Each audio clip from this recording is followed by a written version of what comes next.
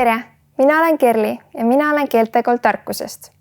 Oleks hea, kui käies keeltekursusel olete kaasatud keeleõppesse ka tundide välisel ajal. Üks võimalustest on meie Keeltekooli e-õppe platvormis.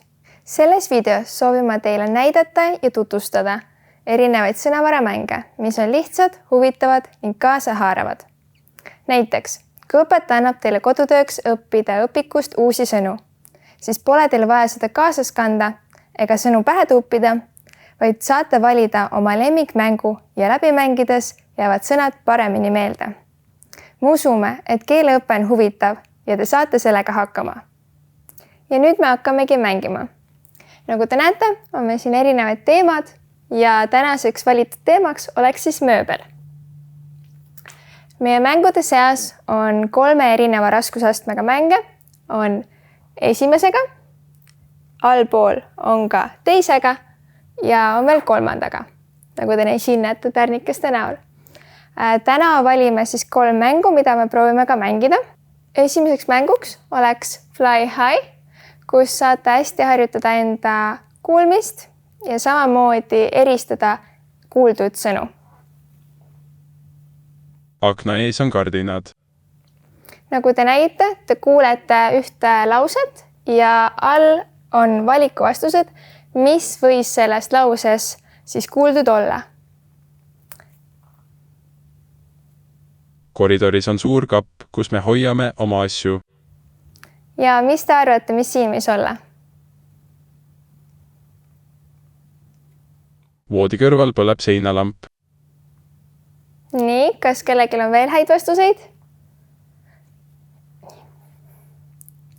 Ja kui valesti vastate, siis te näete, liiguta allapoole, aga saate ka kohe uuesti proovida.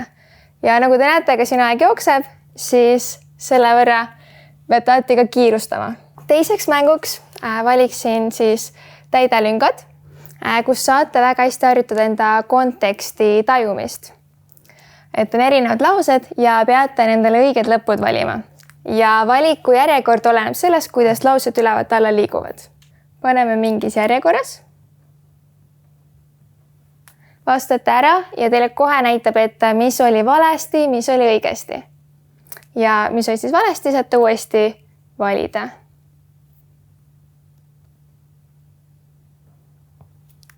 Ja liigute jälle edasi. Keel koosneb lausetest ja laused koosnevad sõnadest. Ja kui te oskate neid sõnu juba omavahel ka kokku panna, siis te oskategi juba keelt. Nii et lähme meie viimase mängu juurde, puuduvad tähed, kus te peate siis valima klaviatuuri pealt vastavad tähed ja panema need lausetesse.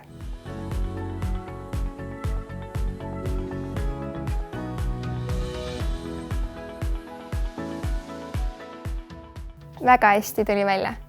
Soovime teile edu ja nautige keeleõpet!